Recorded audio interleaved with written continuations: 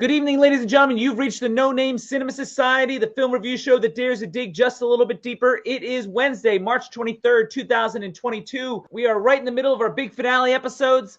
And tonight is our Oscar preview in which we're going to look at the Oscar races of this year's films. Hi, everybody. My name is Jonathan Betzler here at my home in Los Angeles.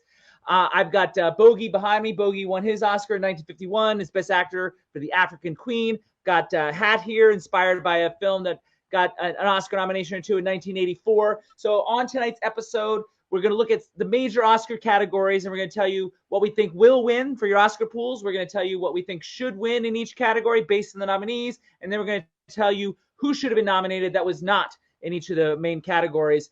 So I'm excited about that. Just to quickly address the elephant in the room, we've been advertising since June that Zach was going to be on the show with us tonight. As many of you know, he was hit by a car in November and understandably pulled out of some shows in the immediate aftermath, but promised to be back for tonight. However, he remains laid up and decided he no longer wants to be part of society at all. So we had to find a last-minute replacement, which means that person didn't get to see as many of these films, but I'm grateful to him for stepping in anyway. So let me introduce now my spectacular co-host with us this evening. First, ladies and gentlemen, a faux mentalist trying to raise money for his unique production of Uncle Vanya set in the San Fernando Valley in the 1970s. Devon Michaels is here with us. I managed to do so much at once. Something that in real life I struggle with. Well, no wonder you're always late for everything. Multitasker. So many things. Yeah. And thank you, Devon, for filling in for Zach. You're the one that filling in for Zach last minute, so I appreciate that, and the society does as well. And also with us, ladies and gentlemen, he is set to rumble with the Jets in order to find his lost daughter who disappeared into the world of televangelism. Jim Carroll, the Jeopardy champ, is here. Hi. Oh, man. You know what? I was a little upset that I didn't get the whole Uncle Vanya in the San Fernando Valley in the 70s intro, but I'm good with that. Here is the drinking slide. For those of you who like to play the drinking game with us, which means you drink anytime I say all time, contrived, contrivance, verissimo tutor diegesis, anytime Devon says there's something about, or anytime Jim mentions his children. You fans send us these things that you drink to when we do them on the show, and these are the things you came up with. So just to set things up, and it's a longer show, so there might be a lot of drinking tonight. Now it comes time to figure out how many movies each of us has watched. As Jim knows, we use the Academy-approved list of eligible films to use as a barometer to figure out a list of films from which to pull for both our top 10 films and also for the Oscar preview, obviously. The Academy extended their eligibility period last year because of the pandemic. So the 2020 films with the eligibility period was January 1st, 2020 through February 28th, 2021. To get back on a regular schedule this year, it's just a 10-month eligibility period, March 1st to December 31st of 2021. And as a result, there are far fewer films eligible. Last year, there were 514 films eligible for Academy consideration. This year, only 282. There's 232 less films available for this year's Oscars and for our top 10 list. Here's, for some context, is a chart of how many films everybody's watched over the years.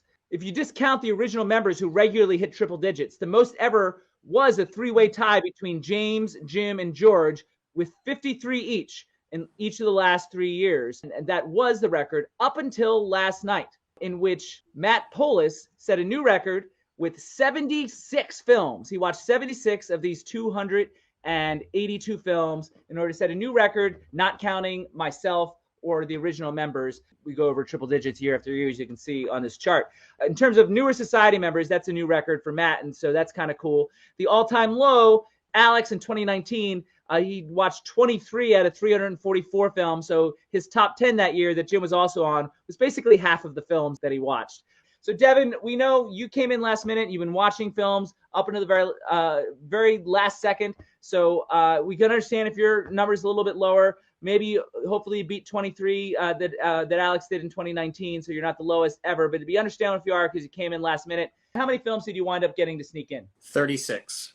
36. Pretty good, all things considered. Not an all-time low. All right, cool. So now it's time to find out Jim's number. Jim has known about this all year, so if his number is less than Devon, then he should feel shame. So we shall see. Jim, what is your number? It's not less, but it was only 44. 36 and 44, probably a lot of the same films that they watched. Last year, I watched 100 out of 514. This year, I watched 103 out of the 282, and I watched 101 films from 1986 for a total of 204 between the 2 years that we were studying. So there was a lot of movie watching, and like Devon, I was watching up until the last minute, and I still have another 1986 film or two to watch for tomorrow. I don't normally do this for the Oscar preview, but I did because I did do some guesses as to what your guys' favorite films of the year are going to be. For some reason, I always whiff terribly with Devon. I usually get Jim's right, but they're not his number one, but they are on his list. But Devon, I'm usually really way off. I'm actually giving up. It was a wild guess for Devon. I will say last night on the top 10 films of 2021, I did guess Matt Polis's number one film correctly. So that was kind of a momentous kind of thing. And with that little preamble, it's time to get started. Are you guys ready?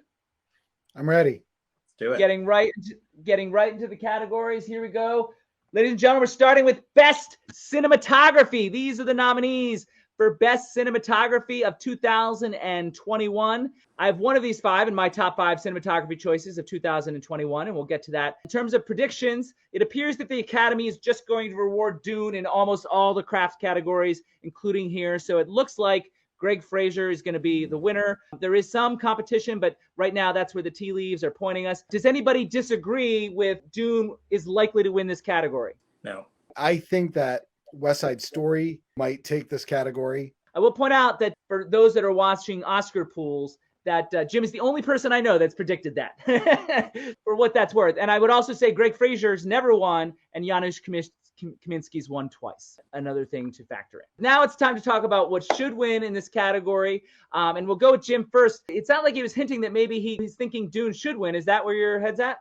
I mean, it came down to a coin toss for me because those were the two films that really stood out for me in terms of cinematography. I think West Side Story probably should win too. As much as I love Dune, I also think to things like the Mambo sequence and just the way that a lot of those dance numbers were assembled and shot. I think that was outstanding and really gave it a little bit of a different characteristic than the original one. And I think that is an achievement in and of itself. I love Janusz Kaminski historically. I didn't particularly respond to specifically the cinematography in this particular piece. Obviously visually pleasing, but there were times where I felt like it was a little overlit. It was a little overbaked in many different areas for me personally. I'm not saying it's bad cinematography. I would never say that. We're comparing the greats now, right? Best works of cinematography of the year. And so when comparing these very good works, there was enough moments I'm like, that's a little too much. There's a lot of moments of stylization in the lighting choices. Devon, do you have anything on West Side Story, or is that your choice as well? It's not.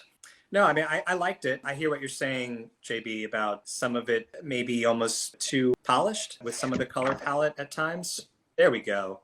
First bingo of the night. I liked it very much. I didn't love it, and that goes for the cinematography as well as other aspects. Jim, anything to respond to based on what we said about West Side Story? No, I think it's completely fair. I mean, I think I responded more to that polish. I really enjoyed that, but I can absolutely see the point of view where you're like, it was too much for you. All right, Devon, what do you think should win this category for Best Cinematography? The power of the dog, the way these shots were crafted. It wasn't just about the beautiful exteriors, which obviously everyone always leaps to when they even just hear the word cinematography. It was the interiors. It was the way the shots were used to tell the story. I lost count of how many shots that to me were like paintings. Those paintings were telling a real human story.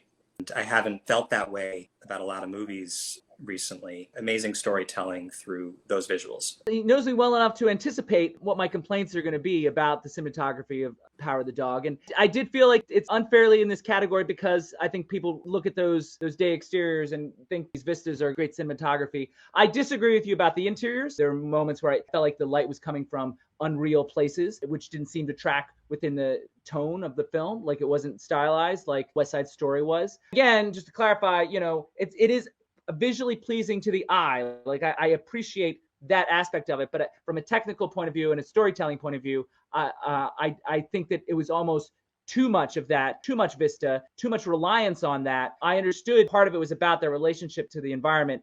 there was too much emphasis on trying to make a pretty image instead of the storytelling. Jim, anything on the look of Power of the Dog? No, not particularly. I mean, it's beautiful vistas. It reminded me a little bit of some of Quigley Down Under, actually, like huge vista shots, especially towards the end when they go towards the town. I feel like I've seen some of these shots before. Jane Campion is Australian. Devon, do you have a rebuttal for either of us on Power of the Dog? It was very much one of the elements that made this movie compelling. And I didn't find the movie compelling either. That probably speaks to a lot of it. Sounds like we're going to disagree about this film all night long. This is just going to be a precursor to the rest of the evening. It's a bad sign that once again, in a category with only 5 nominees, we're going to have 3 different responses for the best cinematography in this category.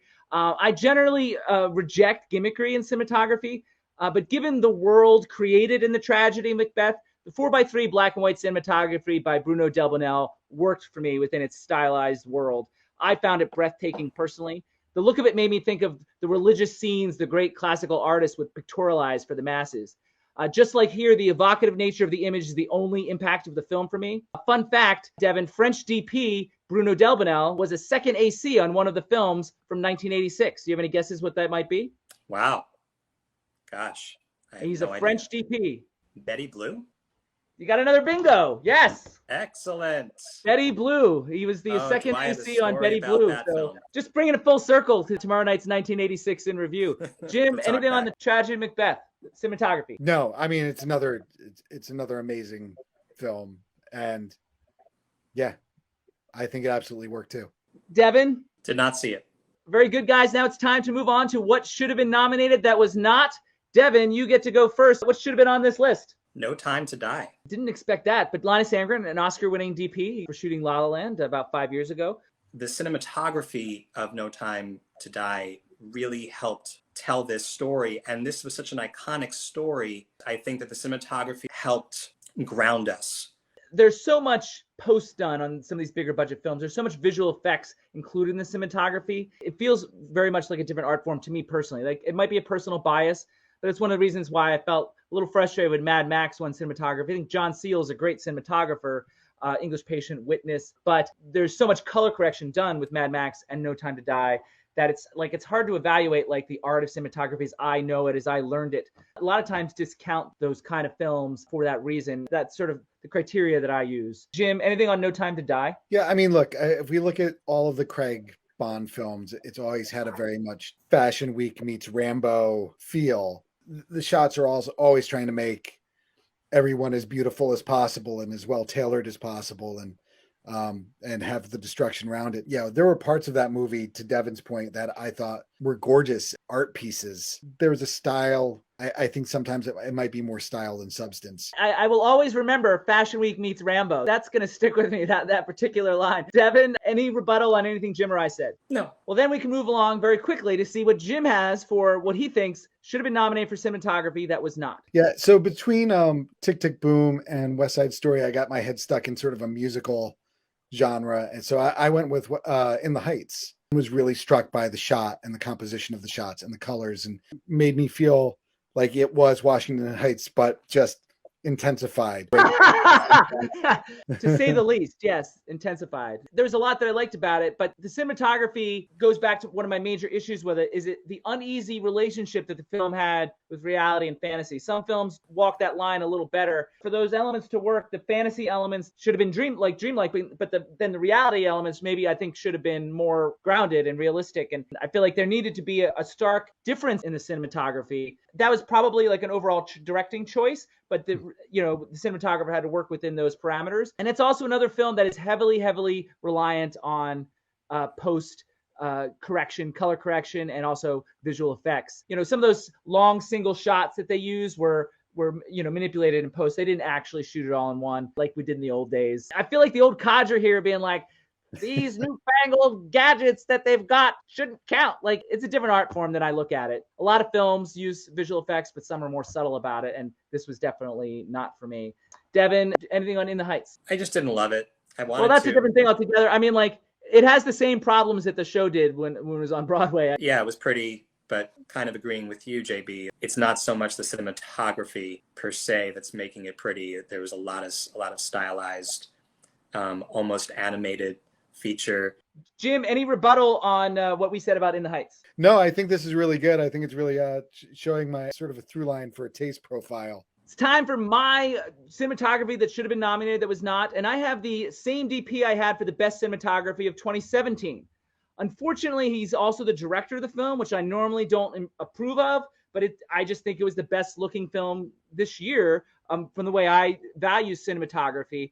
And even though I didn't love the film, I have Paul Thomas Anderson's work for Licorice Pizza co-credited with Michael Bauman as a lighting cameraman, whatever that means. It's not as flashy as some of these nominees. I find it very subtle and textured. I think it captured the look and feel of the films of the era in a rich and evocative way. It's shot on film, and it used the grain of the film to advantage. That is an element of cinematography's loss, is film stock, and looking at the different film stocks and how that texture is going to affect the film. The fact that they had texture at all stands out to me. I don't love it when directors shoot their own things. I love Soderbergh. I love PTA. But, I like the idea of people collaborating on a project. And a different DP brings different ideas, but still look the best. And I have to be honest about it. Devon, anything on Licorice Pizza? Cinematography. I mean, I agree. That's something that should have been nominated for the same reasons you just articulated. Jim, Licorice Pizza. You'll get no argument from me on Licorice Pizza. Jim, between West Side Story and In the Heights, what's your favorite cinematography of the year? Oh, West Side Story. Devon, between Power of the Dog and No Time to Die, what's your favorite cinematography of the year? Power of the Dog. I have Licorice Pizza as my favorite cinematography of the year. Moving on now to the next category. Who needs cinematography? It's time to talk screenplays. Best adapted screenplay of the year. Out of these 5 nominees, I have one of these in my top 5 adapted screenplays of the year. This is a tighter category if the precursor awards are any indication. Further muddled by the fact that 3 of these films were not eligible at the Writers Guild Awards because of Guild rules. Power of the Dog appears to be the frontrunner because of its obvious overall support. However, The Lost Daughter won at the AFI Script Awards, which is not nothing. I say The Power of the Dog wins by a hair, but this is a category that could surprise us because the voters might want to spread the wealth. They've been more inclined to do that in recent years, but momentum suggests that this will be James Campion's first award of the night. Does anybody disagree that Power of the Dog will win adapted screenplay? Raise your hand. Anybody? No? I think by 51 to 49%, I think there's going to be a come from behind for Drive My Car on this. Where are you hearing that? Because it's not winning anywhere. It's because of the spreading the wealth impulse that you just referred to, and because I think people are going to want to honor this movie, and it's the category to do it in. Okay, well, you heard it here first. That's the first time I've heard that. Now let's see what should win. Devon, should Drive My Car win? Yes. It's extremely rare for a 3-hour film to earn its 3 hours. It creeps up on you. I felt that there was so much sheer poetry in this screenplay, capturings of human experience and life and death and yearning. It's a remarkable achievement. I really didn't like it. My main issue with the film is the script, actually. Everyone talks about the length, but no one complains about it, which you think is because it earns it. I disagree. I feel strongly that that prologue, that first 40 minutes, was ultimately unnecessary. I liked it. It was almost more interesting than the last 2.5 hours, but dramaturgically speaking, nothing that we see in that long prologue doesn't come up later. And without it, if you take it away, we're working harder to fill in the blanks, which I think would have been helpful. The dialogue, I felt, is often on the nose, vocalizing the subtext, but the result is a sudden lack of nuance, handing it to us on a silver platter. Jim, anything on the script of Drive My Car? I mean, yeah, I'm pretty firmly with Devon on this one. I also found it incredibly poetic. I found it deeply affecting. I was okay with the length of it. Every building scene made me want to learn more and more about the characters. I can see what you're saying with some of the dialogue being a little bit on the nose. It didn't really bother me. You were effusive about Drive My Car, but you didn't say if it was actually your choice or not. Is this your choice, which should win? Oh, for should win? Yeah. Sorry. I thought you were saying that, but you never officially said it. So I was a little confused, and I wanted to make sure. These guys are in sync, and they have Drive My Car. But obviously, it's not going to be a clean sweep on this category.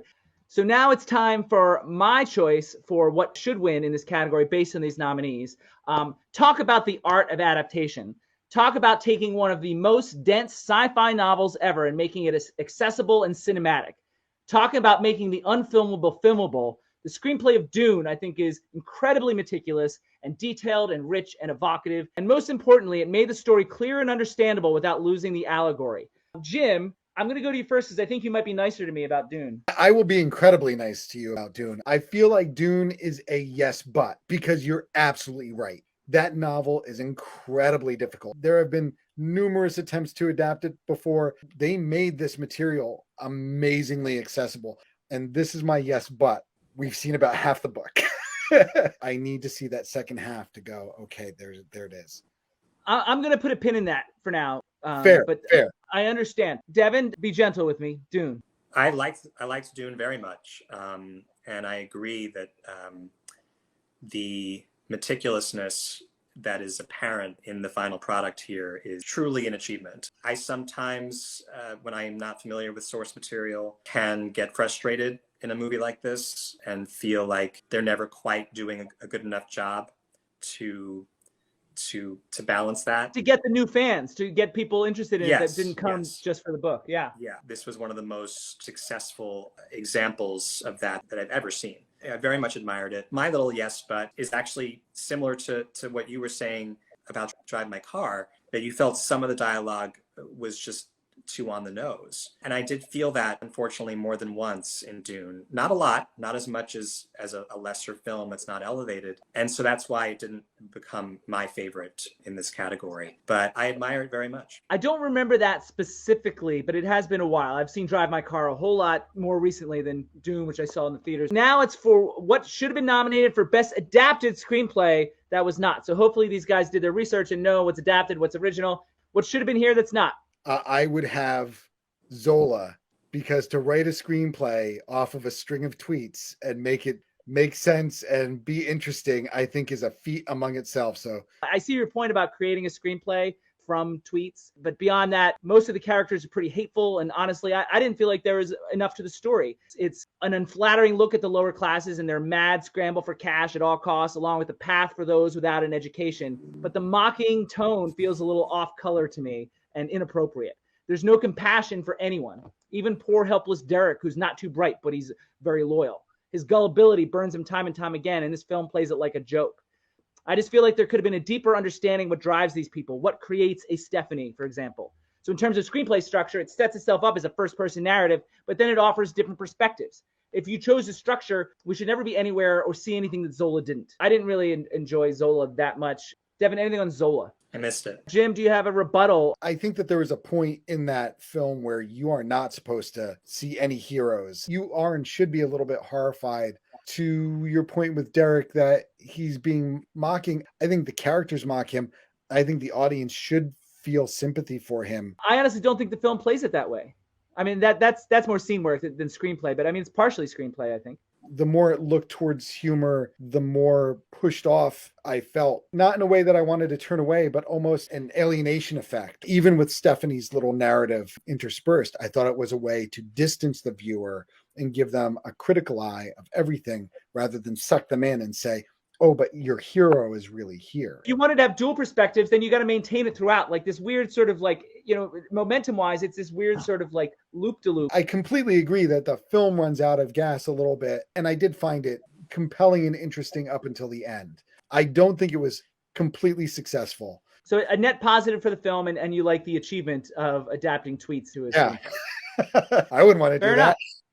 I don't want to do it either. And I won't. I can guarantee I will never adapt tweets into a screenplay. Devon, what should have been nominated here that was not? Tick, tick, boom. There's extra points that should be given when a screenplay is adapted that truly honors the spirit and the soul of the original creator of the material. As someone who grew up doing musical theater, grew up around a lot of these types of characters and types of people, I felt that the way that the screenplay itself wove together the original material from Jonathan Larson and made it stand as its own story was very well done and very.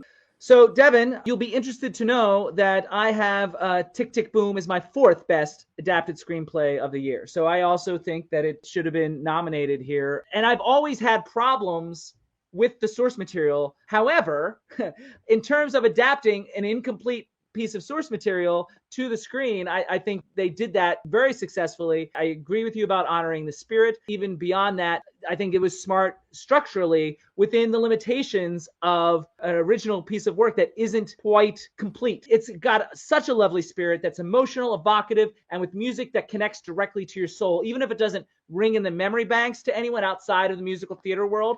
That challenge that we've both just articulated in terms of taking this amorphous pile of unfinished material and both honoring it and leaving it mostly unadulterated, but also making a through line that tells a complete story, both to people who are aware of his life and death, as well as maybe some moviegoers who are not even aware of his life and his death. In doing it, it's almost like a love letter to the world of musical theater. Like it so honors the world that it comes from, like, and the legacy of that universe that that both of us have spent a great deal. All three of us really have spent a good deal of time in for various reasons. I'm amazed though that Jim chose Zola over Tick, Tick, Boom. Like, it seems like a Jim movie. Jim, what do you think about Tick, Tick, Boom here? I have nothing against Tick, Tick, Boom. I love Tick, Tick, Boom. Just when I was going over the adapted screenplays, Zola is what popped into my head. I completely agree with supporting Tick, Tick, Boom. I said I had Tick, Tick, Boom as my fourth. This next screenplay is my second favorite adapted screenplay of the year. And I've actually got a German film here. It didn't make my top 10 for various reasons, but its screenplay was its strongest element. It's a film called I'm Your Man, about a single academic woman who has been asked to beta test a lifelike robot as a potential romantic companion, a robot catered to her specific likes and dislikes. It covers a lot of the same existential territory as a lot of other AI-related material, like AI, for example, or Blade Runner, perhaps. Though less cinematic than those more futuristic films, this one might be more charming. I really enjoyed the script written by director Maria Schrader and Jan Schomburg, adapted from a short story by Emir Braslavsky. I liked its combination of abstract intelligence, story structure, and humor. It had a nice touch with the comedy and romance. The tone of the film was breezy, which helps its high-minded ruminations go down a little bit smoother. The spoonful of sugar, if you will. The film suggests the connection between love and existence, as if the ability to love and relate the way we do is part of the goal of this life. Wondering if all of this that we do is about a search for deep relationships, whether romantic or otherwise. Connecting with others might be what it's all about. I think the film also acknowledges on some level it doesn't know one way or the other, but the wondering is part of the fun. I don't suppose anybody's seen I'm Your Man from director Maria Schrader. No. Well, that can make this a whole lot shorter than Tick, Tick, Boom conversation. Jim, what did you have as best adapted screenplay of the year, Drive My Car or Zola? Drive My Car. Devon, what do you have as the best adapted screenplay of the year, Drive My Car or Tick, Tick, Boom? Drive My Car. Drive My Car, and I have Dune as the best adapted screenplay of the year. So we all have Oscar nominees there, so that's interesting. Now it's time to move on. Who needs adapted anymore when we can do original screenplays? These are the 5 nominees. I have one of these 5 nominees in my top 5 original screenplays of the year. The Academy knows that P.T. Anderson is one of the best ever. The Academy knows he's never won an Oscar. The Academy knows they can't give him Best Picture or Best Director this year, so I think this is where they will reward him. I will say Belfast is very, very close. The odds, I think, are like 7-1 and 6-1, with Licorice Pizza having slightly better odds. So right now it looks like this one is going to Licorice Pizza. Does anybody disagree that Licorice Pizza will win? No. Everybody's agreed. So Jim, do you think it should win?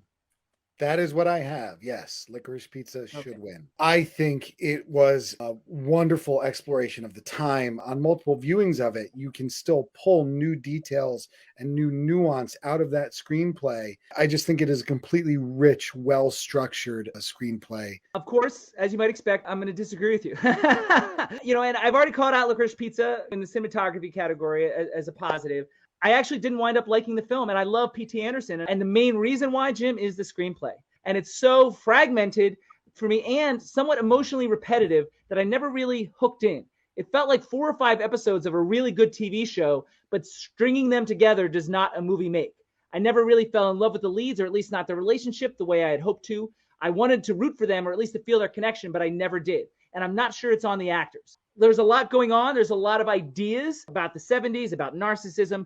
It achieves a lot, but it doesn't make me like the movie anymore. I can appreciate it, but structurally, I think it had a real issue for me in terms of jumping around as much as it did. Like I never got hooked in. And I very much admired the screenplay. I mostly agree with everything Jim said about it. It's definitely not one of my favorite Paul Thomas Anderson films. And I think even when he's not at his best, it's still better than most filmmakers. I wanted to care more. And I feel like that is a screenplay issue, literally with the structure and the fragmentation. The scene work and the cinematography that I talked about, the directing element of it was so strong. Like he's such a vivid, detailed filmmaker that I wanted the foundation, the story to be better. I mean, yeah, I think these are valid criticism. I was okay with the episodic. I think you mentioned the romance of it. I actually think that the romance was sort of the red herring of the marketing for the film. Personally, I think the movie is much deeper than the will they, won't they aspect. I agree with that, but then they came back to it, and so that was a frustration. Like I didn't mind that element of it, but then they came back to it, making it seem like it almost felt like a cop out to some degree. I mean, I feel like it was like The Graduate was like it really struck me as well crafted. I was able to look past the fragmentation. I thought the fragmentation and episodic nature was a feature rather than a bug. There's some great stuff going on, but the screenplay for me was not one of them. All right, Devon, which of these nominees should win in this category if you were an Oscar voter? The Worst Person in the World. We were talking about the fragmented nature of Licorice Pizza. The Worst Person in the World, it completely embraces that fragmentation and the way that structure helps the story. We're seeing these characters at different points in the story and they change. The clarity of the change, I thought, was truly outstanding. So surprisingly moving. The first few chapters have such a light tone to them. It almost felt like a Norwegian version of Love Actually. And the way that the story evolves was something to behold, I think. And so, yeah, I think it should win. Probably not surprise you that I didn't like Worst Person in the World, but I will agree that the fragmentation worked a lot better. And the reason I think it worked better is because it maintained her perspective the whole time. I think that's the difference between why I think the screenplay might be, at least structurally, is a little more sound than Licorice Pizza is. In spite of the chaptered nature of it, like there is a through line in Worst Person of the World. It is more of a straight line than Licorice Pizza. And like there's an art to this. I don't know, the audience, to the audio listening audience, I'm making swirly. That's a new drinking game. Whenever JB conducts us inadvertently. Whereas you did connect with it, I just didn't connect with it emotionally. Like I honestly just didn't care about her or anything. Not that I thought she was the worst person in the world. I didn't have any judgment on her one way or the other. I thought she seemed normal and fine. It's just a little long, and I never connected with her story. And I feel like I should have, especially in the third act, but I just wasn't into it. Jim, screenplay for Worst Person in the World. I wish I could comment on it. This was the one movie that I really tried hard to see, and I never got a chance to. So for the second time tonight, we will have 3 different films amongst 5 options here for what should win in this category. My vote goes for a film that shocked Matt and Patrick last night when it made my top 10. It's going to shock Devon, too. I was so hateful and critical of this director's last film because of how heavy-handedly angry he became as a filmmaker. And so I expected to hate this film. Last year for our 1970 in review, Matt Polis and I discussed the prevalence of the satire in the films of that year and how rare it was to see in modern cinema. I'm not sure if there has been a stronger satire since 1970 than this year's Don't Look Up, directed by Adam McKay, which he co-wrote with David Sirota. To me, it's so detailed and smart and funny and frightening and effective all at once. Naturally, however, McKay takes everything a little too far. It does have its heavy-handed moments, and it's really too long. For me, that dilutes the impact when I feel condescended to, but it's not as bluntly angry as Vice. And its made-up scenario offers so many opportunities to mock and dissect so many elements of our culture and the current socio-political movements around the globe. It seems a success on many levels with only a few very McKay-ish type turbulence along the way. So I've got Don't Look Up. Devon, you must be shocked that I even like this movie. Shocked might be an overstatement, but I'm surprised. Sometimes it's good for a film to make you uncomfortable. This was not one of those occasions. It felt like old news already, even though it's obviously so timely about the death of truth and the polarization and all these other things. There were elements I admired about the screenplay. It was surprisingly affecting in the final act, despite all the wackiness going on before those moments. I didn't think it was a bad screenplay, but it certainly was nowhere near my favorite. Jim, Don't Look Up. I didn't really like the film. A lot of the problem for me was in the screenplay. Overall, the film felt to me like that cinematic equivalent of doom scrolling Twitter. The characters were drawn so broadly as to be mean-spirited. There's no positive, transformative discourse that would come out of this. The satire did not land on me at all. I thought it was too broad and too general. It was too cheap. When I watched it, it just made me angry and sad. I don't care as much about the message as I do the packaging. The way that the story was told was very smart and funny. Like the combination of entertainment value and depth is something I always gravitate to. And like that was a constant on my top 10 list. Always in the show, I talk about that. And in this movie, it checked all those boxes. Now it's time to do what should have been nominated that was not for Best Original Screenplay. And Devon gets to go first. Devon, what do you think should have been here that was not? Michael Sarnowski for Pig. The one thing I was impressed with was the screenplay, and it was in my top 5 up until I saw Don't Look Up, and that knocked it out for me. I know you disagree with that. But my number 6 screenplay of the year because its strength was its screenplay to me.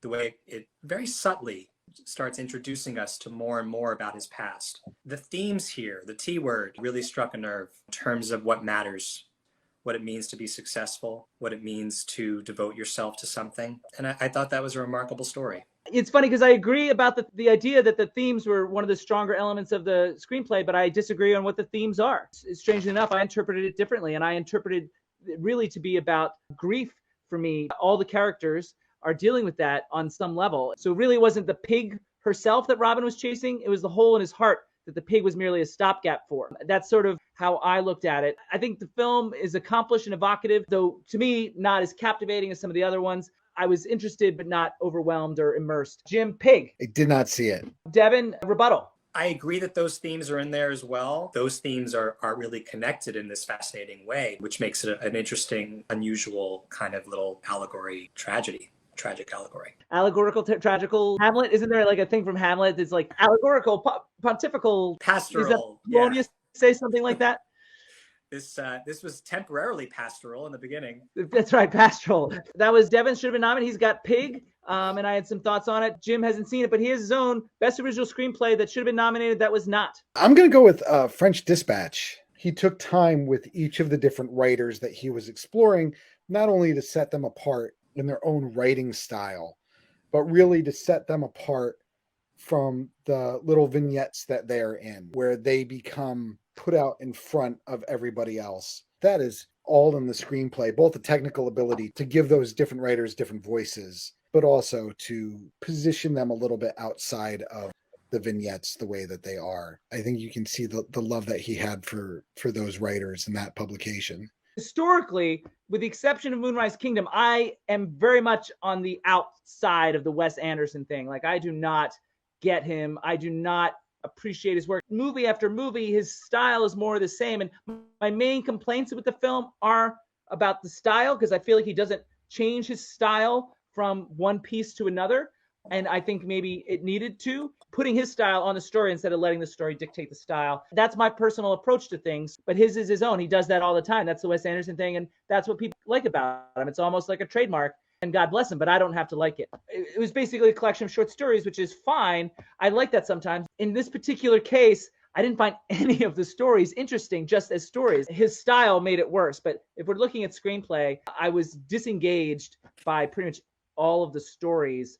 Devon, French Dispatch. Didn't get to it. I'm a little relieved because I've been ganged up on most of the evening, so that could have ended badly for me. Jim, rebuttal on French Dispatch. No, look, Wes Anderson is idiosyncratic. If you don't like the style, there's not much you can say more about it. Moving right along, it's time for my choice for Best Original Screenplay of the Year that was not nominated. And it's a film that we reviewed on the show and a film that Devon and I saw together in theaters. My choice for Best Original Screenplay of 2021 is Ghostbusters Afterlife, co-written by Jason Reitman and Gil Kenan. It embraced its history in a loving, reverent way that made me feel nostalgic and entertained. I think it was extremely effective. I think that the script did a tremendous job filling in the gap of the years past, realistically and organically, which I think is an extraordinary achievement in and of itself. Jason Reitman is a natural storyteller and did a great job building momentum, playing with the expectations, both for the hardcore fans and for the newcomers. As I said in episode 67.1, I find the movie to be about heritage, how finding our ancestors can better help find ourselves and define our own identity and sense of self-worth. But also outside the diegesis, the film honors the legacy of the creator of the franchise in such a loving way, both in the movie graphically and by capturing the spirit of his vision, if you can pardon the pun. And to add to that, the son of the now departed director of the original completes that circle, adding to that sense of immortality, that sense of picking up where your ancestors left off, just as in the movie, extending your family's heritage for the next generation. Ghostbusters Afterlife was a great movie to me, made with love and care that seeped out of every frame. Those who watched last night know it was my number 3 film of 2021, and certainly my favorite screenplay of the year. Devon. It's actually one of my favorites of the year. It didn't make my list in these categories. I agree with everything you said. I thought it was really beautifully done, really surprising to me how well it took on that challenge to weave together past and present, family in real life versus family in the fictional world. Jim, Ghostbusters Afterlife. Yeah, I loved it. For all the reasons that both of you have said. It was a beautiful way to honor the franchise. I thought it gave really good characters, a new generation of characters. The thing that Devon mentioned, I may have hinted at as well, is the thing that strikes me the most is this particular challenge of matching past and present, like the honoring of a legacy and making it new again. I can't imagine how I would have approached it. So I think that's why I appreciate it so much more. It just seems such like an alchemist kind of a job. Yeah. Devon, your best original screenplay of the year, worst person in the world or Pig? Worst person in the world. Jim, your best original screenplay of the year, Licorice Pizza or French Dispatch? Licorice Pizza. All right. They both go with Oscar nominees. I have Ghostbusters Afterlife as my favorite original screenplay of the year. All right. Time to move on to the acting awards, guys. Finally, I got a couple actors with me so we can talk about acting. Here's our first acting category, Best Supporting Actor of 2021. I have one of these 5 in my top 5 supporting actors of the year. Cody Smith-McPhee had the early lead in this category for months, but Troy Kotsur has clearly taken over. He should become the second hearing-impaired actor to win an Oscar. The first, of course, came from the year when we are studying Tomorrow Night, when Marlee Matlin won in 1986 for Children of a Lesser God. Of course, she plays Troy Kotsur's wife in this film, Coda. So the first question for you guys is, does everybody agree this award goes to Troy Kotsur on Sunday night? Yes. I haven't seen Coda, but this is everything that I've heard is for him. So yeah, I agree with that. All right. So Jim, you haven't seen Coda then. So who should win based on these nominees that you have seen? I really thought that J.K. Simmons turned in a great performance as William Frawley. When you're dealing with a writer like Aaron Sorkin, who writes his characters on rails, and it's hard often for actors to lift above the writing, I think he was able to craft his own performance and create a rich character that is deserving of that award. Honestly, I was so surprised by his nomination. Look back at my notes for Being the Ricardos. I didn't even acknowledge him in my notes. Performances I highlight in my notes are Nina Arianda and Aaliyah Shawkat. I really did love Nina Ariadne's performance. I was surprised of all the actors that she did not get the nomination. J.K. Simmons is great overall. I think in hindsight, it just felt a little grumbly, and the writing, I think, gave him moments where he hides the grumbliness and he has some shades, but I didn't see the transition between the two. It was just sort of now he's nice, now he's not kind of thing. It still felt two-dimensional to me. Devon, J.K. Simmons, Being the Ricardos. Is that also your choice? No, I thought he was good. He's always very good. It didn't really stand out for me. It was more about Sorkin. There were 1 or 2 moments when his tenderness, poking through the gruffness, was done in a lovely way, just not in a way for me that deserves the Oscar. Gruff is a much better word than grumbly. I came up with grumbly. That's terrible. Jim, do you have a rebuttal? Yeah, I mean, look, those performances, Nina Ariadne and J.K. Simmons, I think stuck with me a little bit more.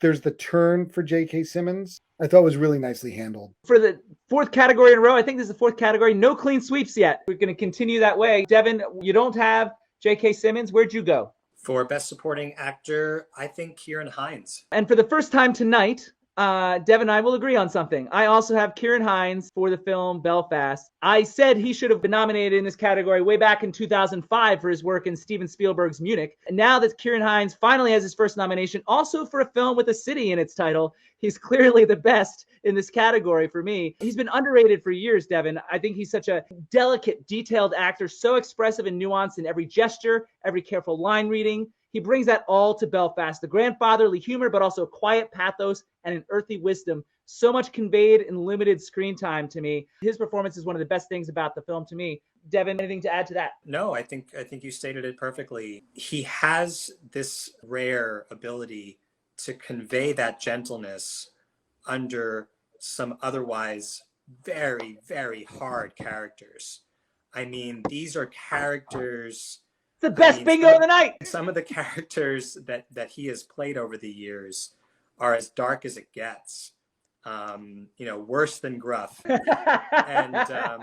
And yet there's this soft, gentle piece that just comes off of him. What I was trying to get at is sort of what you said, and maybe I didn't communicate as clear, but that he was able to communicate the pathos and the humor simultaneously, like at the same time. That's what was what caught me so much about his work, is that seemed so unusual and perfect. Like it just perfect and human and real and a challenge, I would think, but he makes it look so easy. Yeah.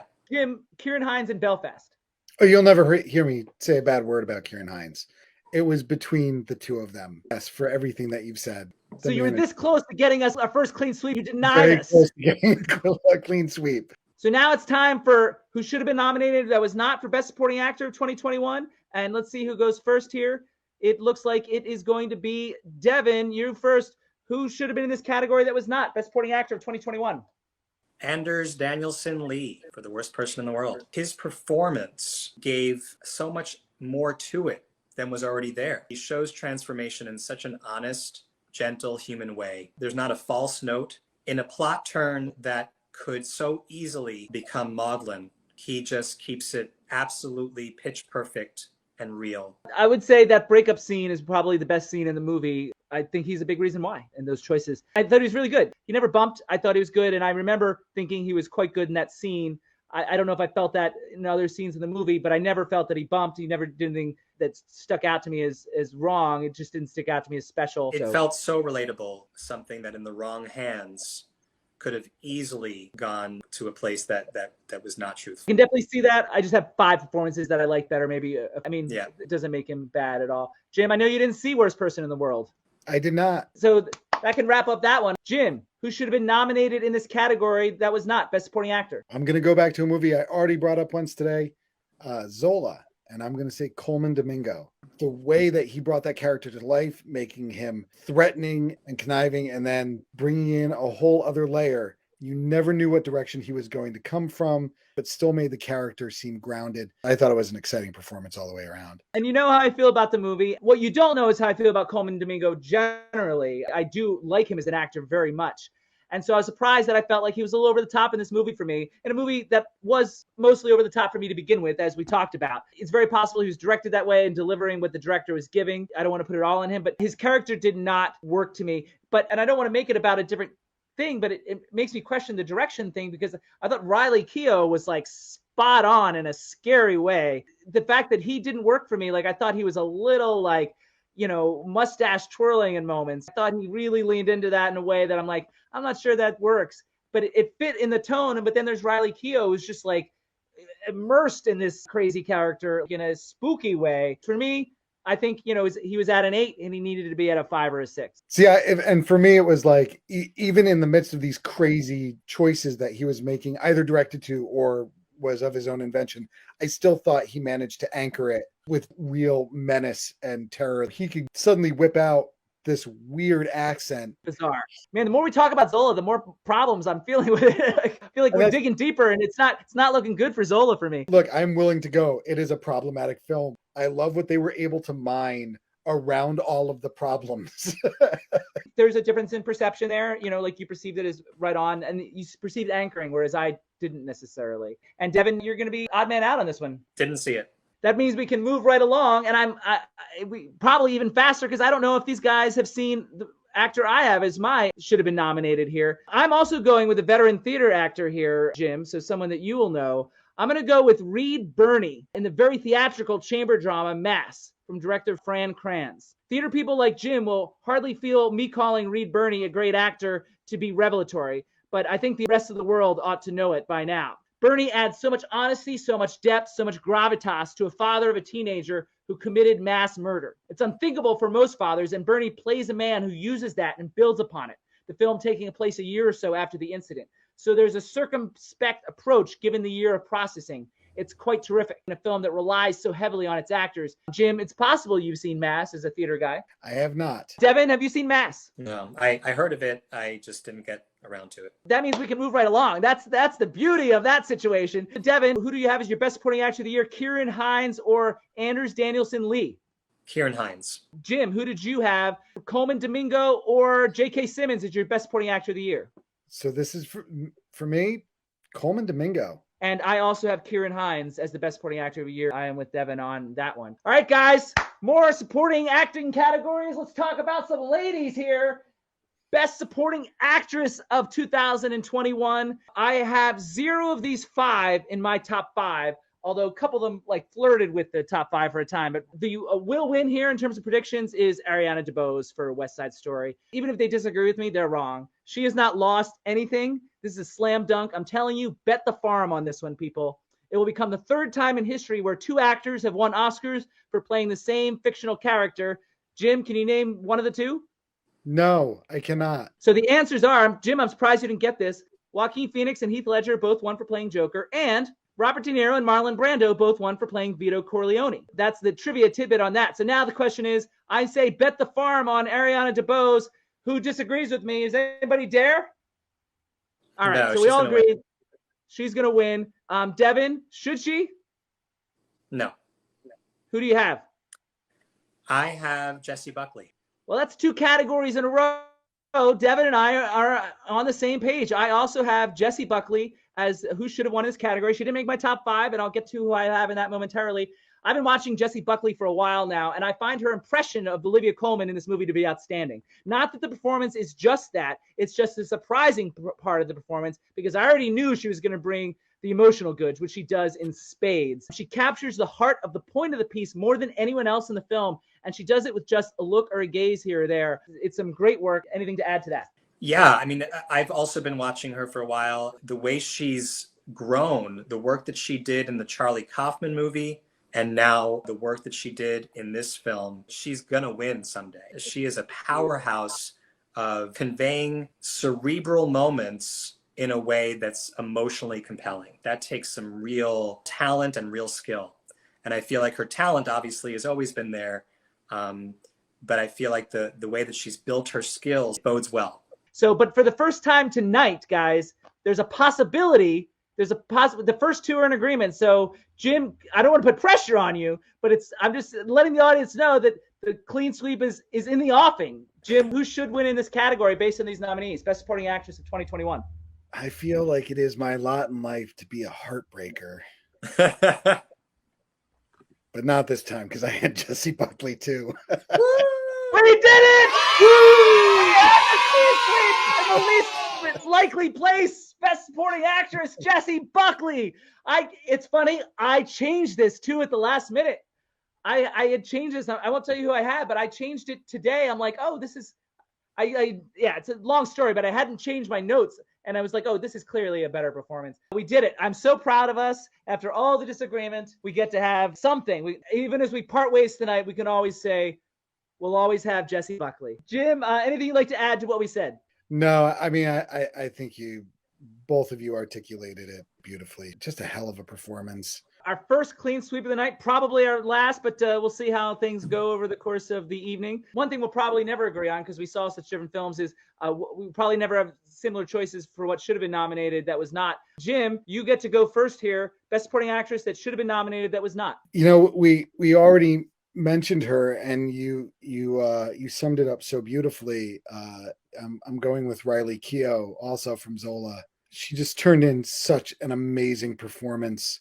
I'm worried that Riley Keough is that person, because I don't know how you get there. It was terrifying, and still it drew you in. It was just amazing. I already talked a little bit about it. I'm the one who brought it up. But strangely enough, she didn't make my top 5. That's how many good performances I saw in this category. And neither did Jessie Buckley, as it happens. It was a left field characterization. It's so different and crazy and out there, but like beat for beat, is believable and nailed it. Immersive is the word I keep coming back to for this performance. Very, very good. Devon, you didn't see Zola, so who is your should have been nominated that was not for Best Supporting Actress of 2021? Katrina Balfe in Belfast. Unlike Riley Keough, she is in my top 5 supporting actresses of 2021. I think she's the anchor of the movie, quite frankly. Yeah. Judi Dench is amazing, but I'm amazed that she was nominated over Katrina Balfe. Like, that is baffling to me. The only thing I could possibly wonder, Devon, is some people voted for her in leading actress, and that's what canceled her out. To me, her internal conflict with loyalty to a place, to a home, suppressing the realization that home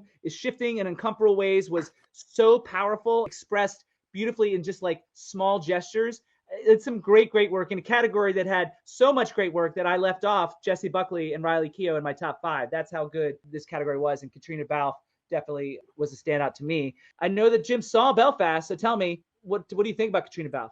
I think she's a great choice. It's hard going third because I agree with both of you. I agree with the reasoning behind maybe why she didn't get the nomination. You both are right.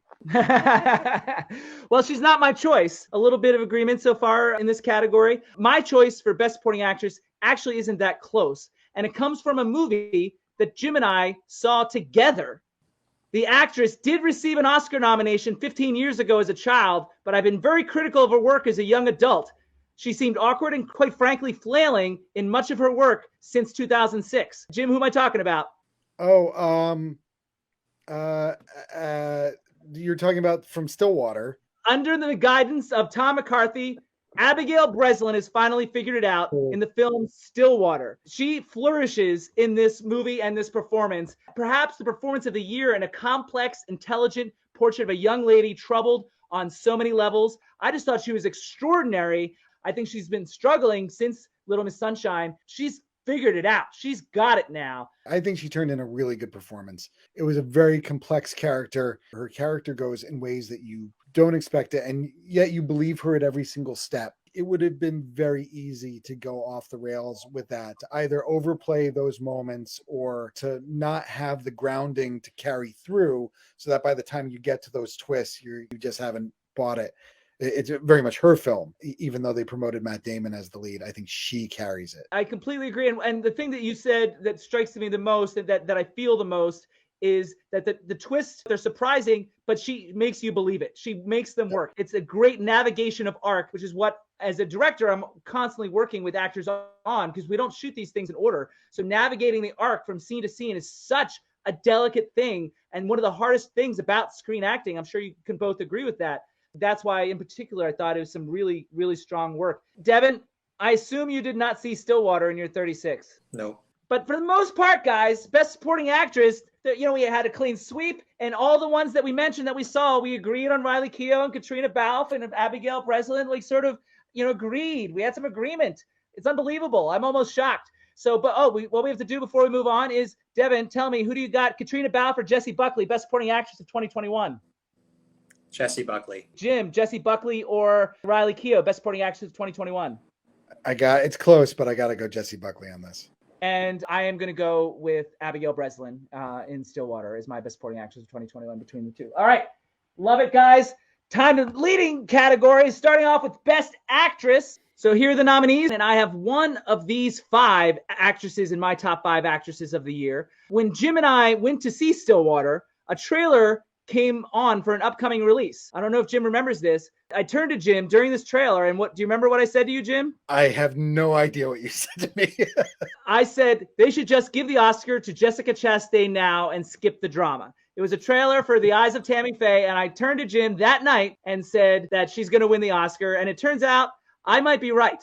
It's a little closer than I would have thought back on August 10th when we saw that movie. But the fact is, no one can agree on her nearest competitor, which makes me think it's hers by default. Her 3 main challengers have all won before, and Kristen Stewart barely got nominated, having been snubbed by SAG, BAFTAs, etc. Nicole Kidman won at the Globes, but nobody cares about them anymore. And so I think it's Chastain. So before I go on, does anybody disagree that Jessica Chastain is the favorite here? Nope.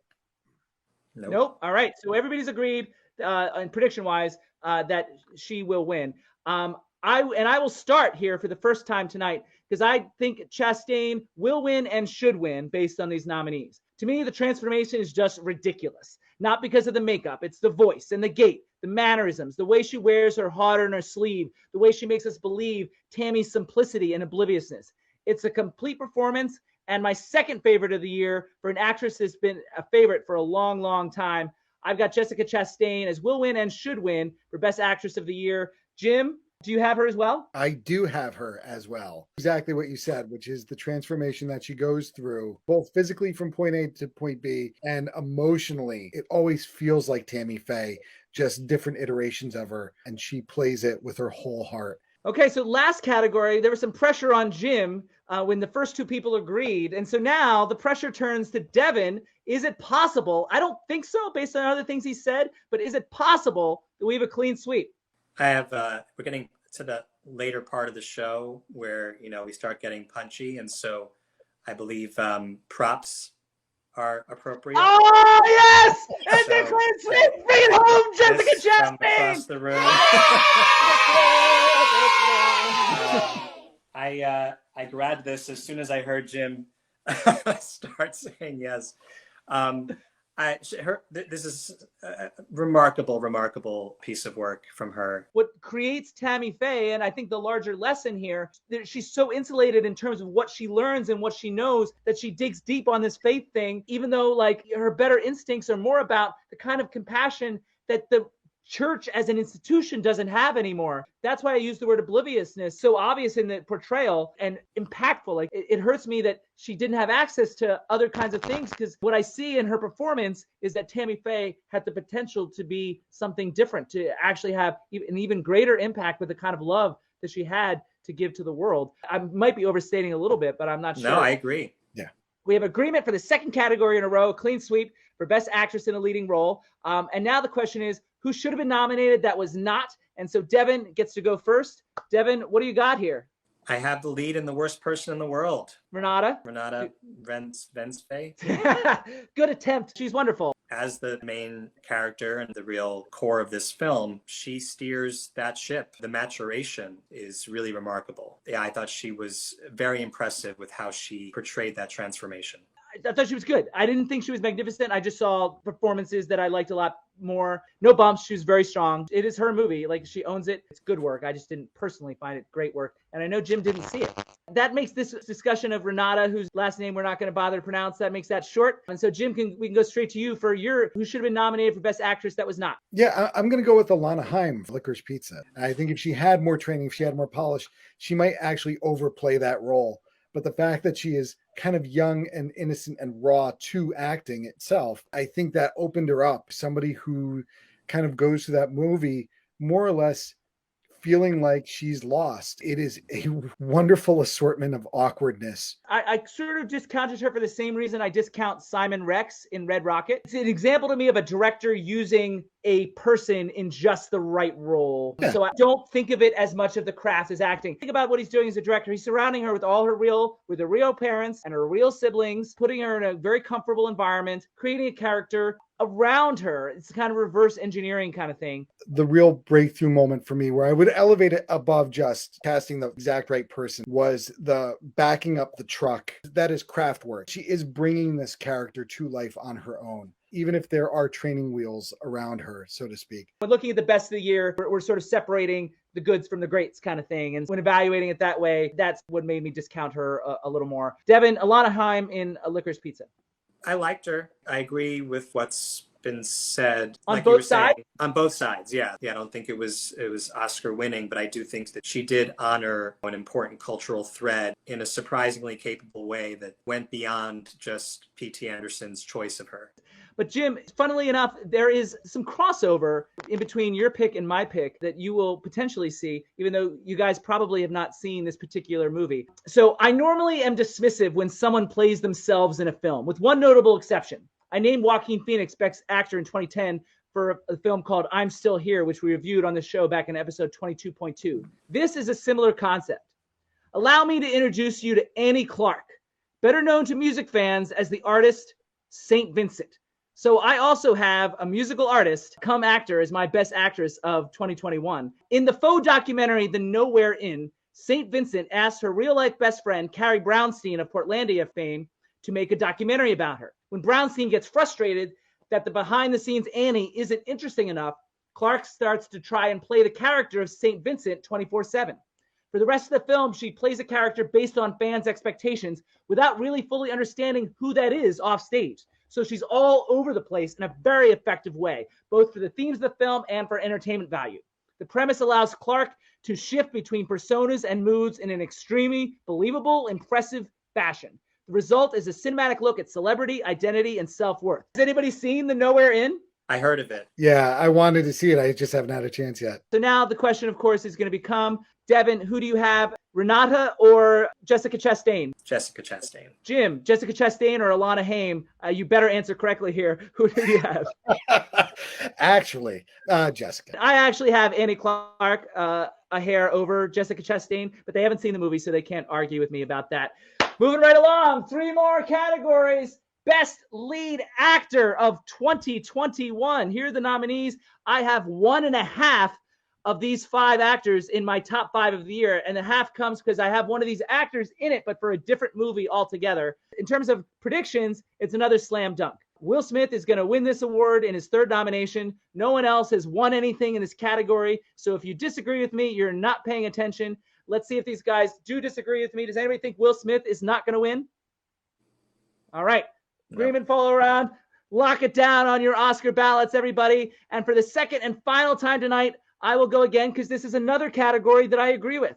I've often felt Smith was underrated, and as plentiful as my issues are with the film, the performance is undeniable to me. It's very thorough and detailed. The script saddles him with a lot of hokey dialogue that he usually makes him work. I have as my 4th best actor of the year and the best in this particular category out of these nominees. Let's see if these guys agree with me. Devon, you get to go first. Do you have Will Smith? I do. All right, here we go. He really is a solid actor, and this is a role he was made to play. And so, Jim, do you want to go get a broom? I don't have one in reach, so you'll just have to imagine it because I also went with Will Smith. We did it! It's 3 in a row! The acting category, Devon's got the broom! We did it! Come on, guys! After a rocky start, So wait, if it's 3 in a row, is that not a hat trick? Wrong sport. It's still 3 in a row. In bowling, we call that a turkey. Would you? Yeah. Which would you rather have, a turkey? Or Fair enough. Jim, do you have anything you want to add to what we said about Will Smith? No, he was great. Jim, who do you have for who should have been nominated that was not for leading actor of 2021? For leading actor, I have Dev Patel in The Green Knight. I thought he did a really great job taking an inexperienced knight, trying to make a mark for himself, and then mature and realize what the important things are. He's just a charismatic presence on screen. I wanted to watch him the whole way through. I'm going to read from my notes so you know this is not personal. And this is directly from the notes that I made when I first saw it in the theaters this spring. Furthermore, I hate Dev Patel. I hate him everywhere historically. I don't feel like he's very charismatic or interesting or expressive.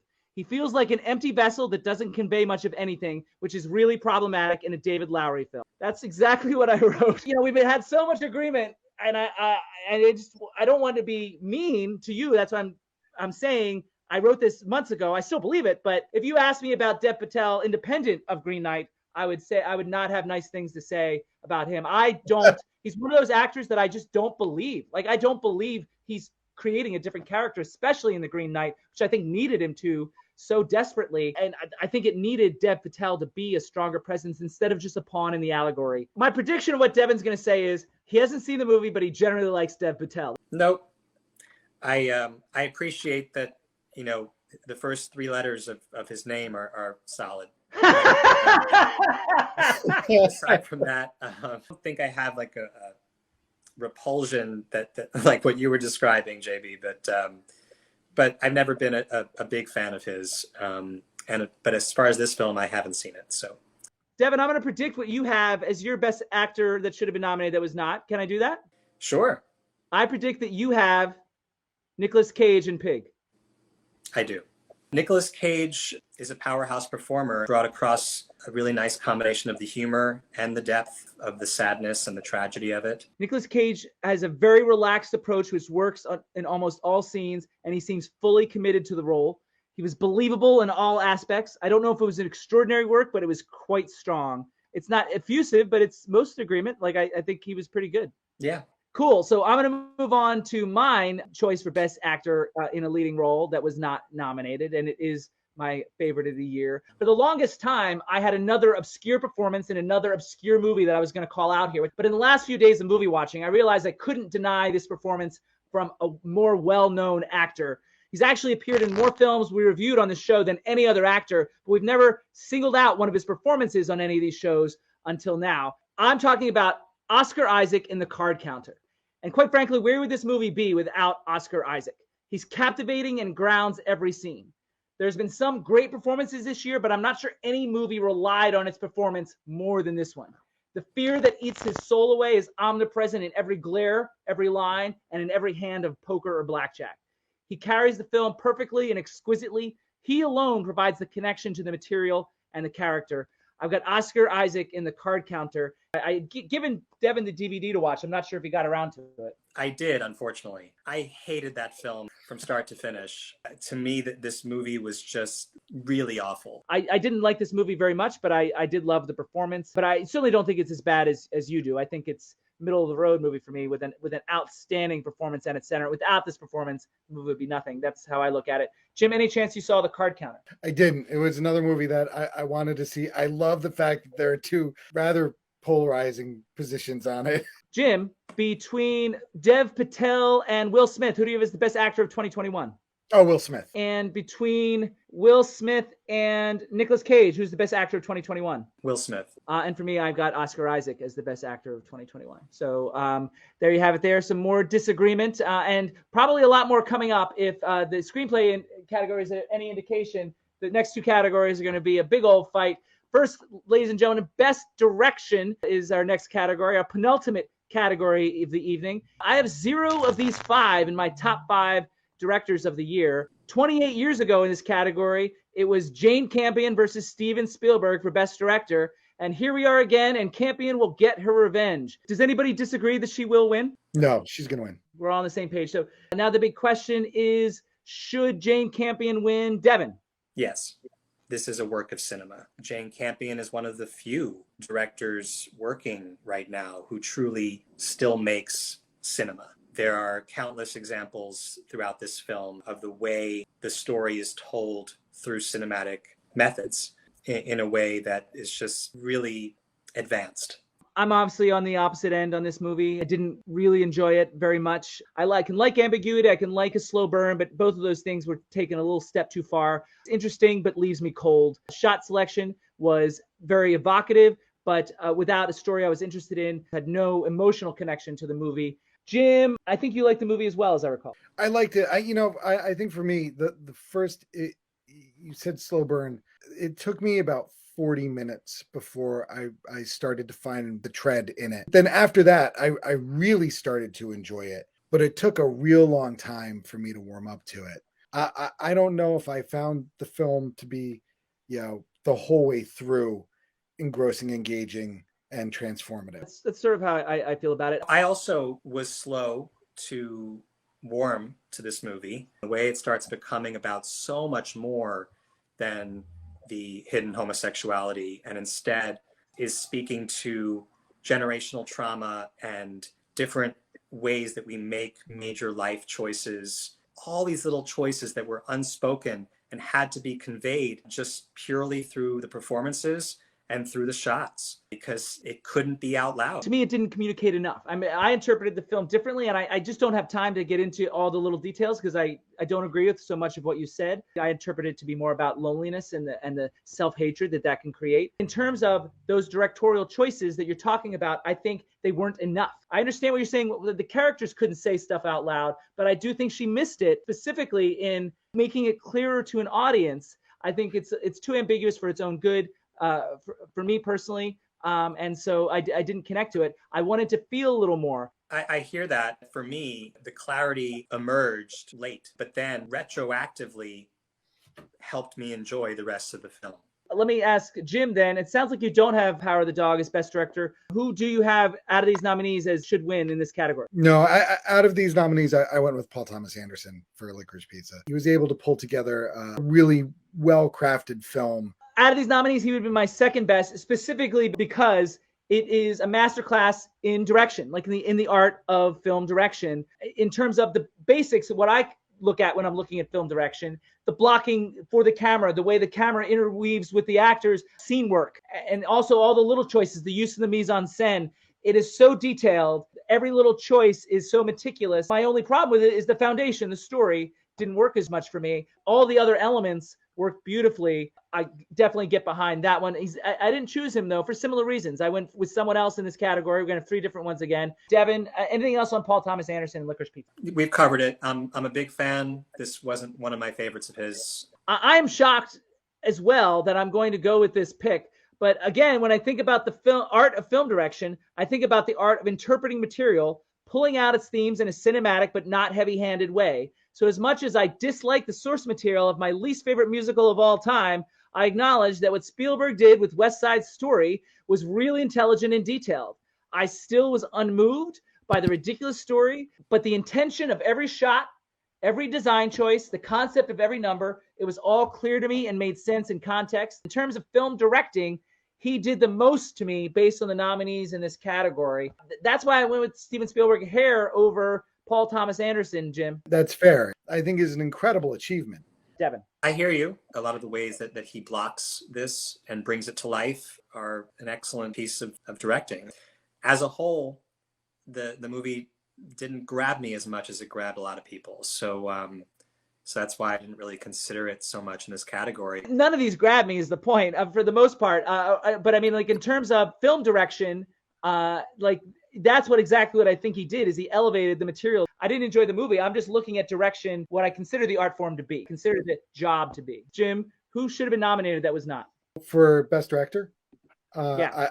I went with Wes Anderson. For The French Dispatch. He worked in some fun different ways and different mediums. As far as directing and blocking, he is idiosyncratic, but a perfectionist in his work. For all of those reasons, he deserved to be on the ballot. But once again, I find myself turned off by the stylings of Wes Anderson. Like I get it, his style is all his own, and there's a great deal of rich detail in his frames, but the intentional absurdity doesn't move me cerebrally, emotionally, or viscerally.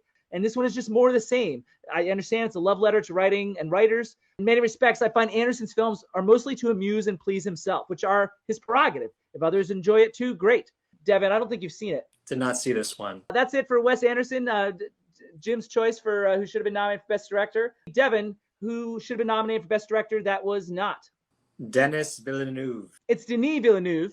Denis. And I thought for sure Jim and I would have this in concert, but for you and me to have this in concert is insane. I don't believe that. First time tonight we have the synergy in should have been nominated. I also have Denis Villeneuve for Dune. I am baffled at how you leave Denis Villeneuve out of this category. Like, I do not understand it. The film is near perfect and truly exquisite from a directing point of view. Watching Dune in the theater was a transformative experience. Every choice felt so right as the movie went along. Design, shot selection, scene work, character-driven in spite of the vast canvas and big sci-fi allegorical ideas. That, to me, is great film direction. Denis Villeneuve is my number one director of 2021. It's a travesty that he wasn't nominated for this. So, Jim, I'm amazed that we didn't have synergy on this one. Maybe superstition. I don't want to jinx the next half of it because I loved it so much. But yeah, I mean, I agree with everything that both of you are saying on this. We could have had a first ever clean sweep in the should have been nominated category. That's never happened, I don't think. But Jim denies us. So the question, Devon, is who do you got as best director of 2021, Jane Campion or Denis Villeneuve? Jane Campion. And for Jim, Paul Thomas Anderson or Wes Anderson? Paul Thomas Anderson. So they've got the Oscar nominees, and I've got Denis Villeneuve as the best directorial achievement of 2021. Guys, it's the big one. We're finally here. You guys ready? Ready. Yes. Time for the 10 nominees of Best Picture of the Year 2021. So guys, last night we did my top 10 films of 2021. The most Best Picture nominees I've ever had on my top 10 has been 2. This year, for some odd reason, I've got 4 of these 10 films in my top 10 films of the year. It's bizarre to me. Last year, I overthought it and tried to predict an upset. This year, I'm going to play it safe and go with the prohibitive favorite, Power of the Dog, I say, wins here. Acknowledging that a surprise is possible given the preferential voting system. Everybody's number 2 film winds up winning the Oscar because of the point-based system. I'm saying Power of the Dog here. Does anybody disagree? I think Drive My Car might be able to pull it out here. Are you telling people out there in the Oscar pool world, Drive My Car? On my Oscar ballot, I will check off Drive My Car. So he's predicting another foreign film. It's only happened once, but it was 2 years ago. I've not heard any of that momentum. Devon? I think Power of the Dog will pull it out, but I think there's a very significant possibility that there could be an upset for a film I didn't like very much, Coda. Just in general, a lot of the buzz on social media, a lot of people fell in love with this movie. So, but you're saying Power of the Dog, but you feel momentum for Coda, which I kind of see that. I've kind of heard that on the fringes, but it sounds like we're mostly on the Power of the Dog train in terms of will win. Now, Jim will tell us what he thinks should win. Do you have Licorice Pizza here? I do not. What do you have for should win in this category? But I have Dune for should win. It was my favorite film of the year. When Devon, Ryan, and I did our top 10 films of 2017, we made history in that one film made all three of our lists. That film was Phantom Thread, also by Paul Thomas Anderson, obviously, who's nominated again this year. Last night, when we did the top 10 films, history was made again when only for the second time, one film made all three lists and is also my should win Best Picture out of these nominees. And Jim, it is also Dune. I also have Dune as my should win here. It was my number 2 film of the year. My only real complaint with Dune is that it's hard to evaluate because, as Jim has said many times, it's pretty much only half a movie, even at 2.5 hours. But it's nearly perfect, though unfinished, albeit purposefully, but it left me a slight bit unsatisfied. That's the only reason it's my number 2 film instead of my number 1, but still one of the most impressive cinematic achievements in a while. Jim and I have some synergy on what should win in this category. However, I doubt we're going to have a clean sweep. I don't see Devon reaching for the broom. And given what he's said so far this evening, I don't think it's going to happen. But Devon, it sounds like you like Dune a little bit, at least. Not just a little bit. I liked it a lot of it. But it was not my top pick of these 10. Power of the Dog would be my top pick in this category. Okay, so these are still in play here. And I'm always wrong with Devon historically.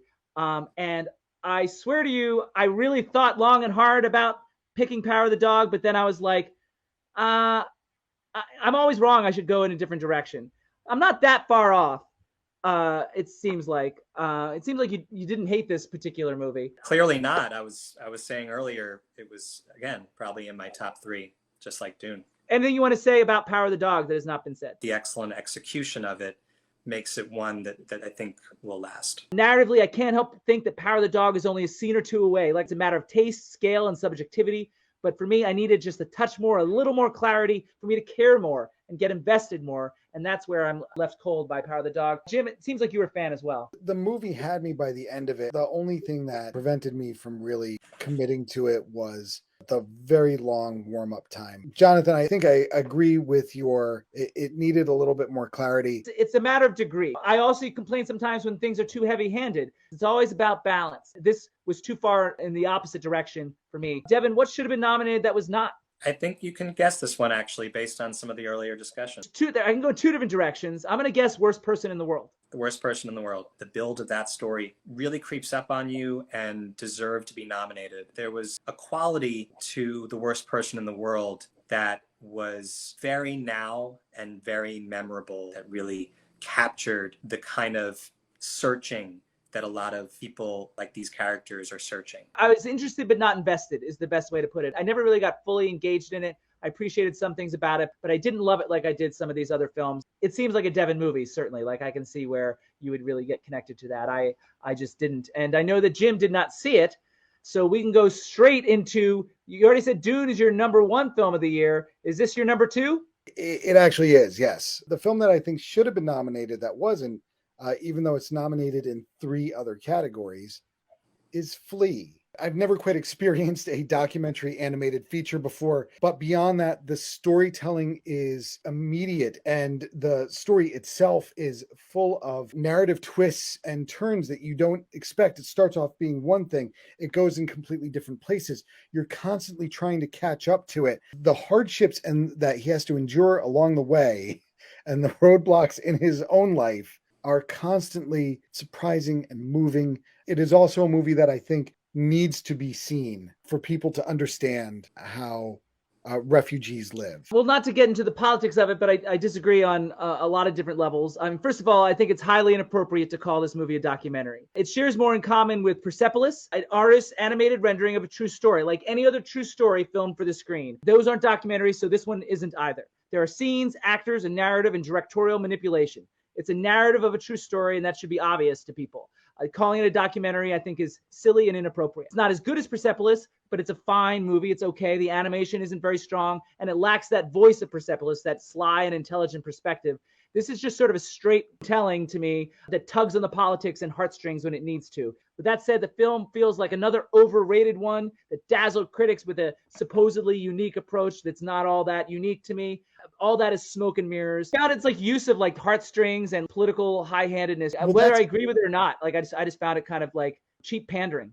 What I thought was really interesting was it sets you up for heartstrings and then sort of pulls the rug under you, sort of the necessary compromises you have to make and putting yourself as a survivor. Devon, you haven't seen Flea, as I recall, so you won't be able to comment, but it's your kind of movie, it sounds like. Jim was on this Oscar preview in 2018, and his choice for should have been nominated for Best Picture that year was also an animated film. That's correct. Spider-Man Into the Spider-Verse. But never before have I had an animated film as my number one film of the year until now. It's actually the very first film I saw in theaters from 2021, back on April 26th. I knew I loved it, but assumed something would come along to supplant it, but it just never did. Ladies and gentlemen, my should have been nominated for Best Picture and my number one film of the year is Raya and the Last Dragon. I find it to be a transcendent piece that uncovers the dangers that tribalism has brought to humanity for millennia, or as we now know it, nationalism, or even democracy. The film wonders if the lack of trust we automatically have for someone that just happens to be from somewhere else might be at the root of the majority of the world's troubles. It seems high-minded, but the film, with all its stable of entertaining and clever Disney supporting characters, managed to do it in a simultaneously subtle and entertaining way. James Newton Howard's score was a major contributor in an old-school Hollywood kind of way and the best of the year to my mind. I don't know if kids will get the larger message, but they will recognize their quest for tolerance and trust, compassion and understanding. The only question that remains is, who will take the first step? Guys, I've got Raya and the Last Dragon. With your kids, it's possible you saw that, Jim. Finn saw it without me, so I haven't seen it. It's less likely in his limited time that Devon got around to that one, but let's see. I did not. I mean, I think we know the answers to this, but Devon, Power of the Dog or The Worst Person in the World? Power of the Dog. Jim, I still have this line around here. I haven't revealed this. It's obviously wrong. Before we do, what's your best picture of the year? I think you said it was Dune over Flea. Is that correct? And it still is Dune over Flea. Yeah, and I have Raya and the Last Dragon as number one and Dune is number two. So here's what I guessed that Jim was going to have as his best film of the year. I really liked it. It sounds like Jim didn't like it as much as me, but I went here for Jim, and I'm way off, it seems. I really did like Tick, Tick, Boom. Probably close to top five, if not top five. So guys, real quick, I'm going to do a lightning round of the craft categories, and these guys can listen, and if they want to throw in opinions, they can, but I went through all the craft categories just for your Oscar pools. For makeup, what will win and should win is The Eyes of Tammy Faye, and what should have been nominated is Zola. I will throw a little bone to Jim on that one. That should have been nominated in the makeup category. For costume design, should win and will win is Cruella. Devon, Kelly, and I saw that movie together, and although we argued about it in the car, I said that night that it's going to win the Oscar for costume design, and it will. What should have been nominated is actually Cinderella on Amazon. Animated feature, what will win is Mitchell and the Machines. What should win, of course, I have Raya and the Last Dragon as having should win there. Production design, what will win and should win is Dune. What should have been nominated is Spencer. Editing, what will win is Dune. What should win is Don't Look Up. And what should have been nominated is Ghostbusters Afterlife. Documentary, will win and should win. Summer of Soul is my choice, and I think it will win. What should have been nominated is another music-related documentary, which surprised me. Billie Eilish, The World is a Little Blurry, I think should have been nominated in the documentary category.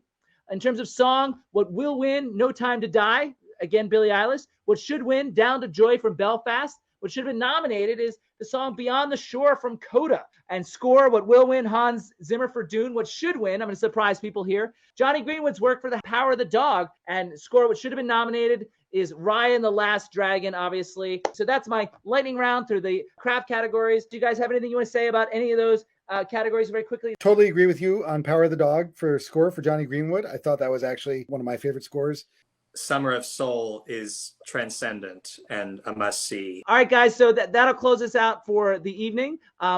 We continue our finale week tomorrow night with the biggest show we do all year. We go back 35 years. We're going to take a comprehensive look at the films of 1986 for our 1986 in review. So that's tomorrow night, March 24th, 2022. Wave goodbye to the audience, kids. Goodbye, audience. Be good to each other.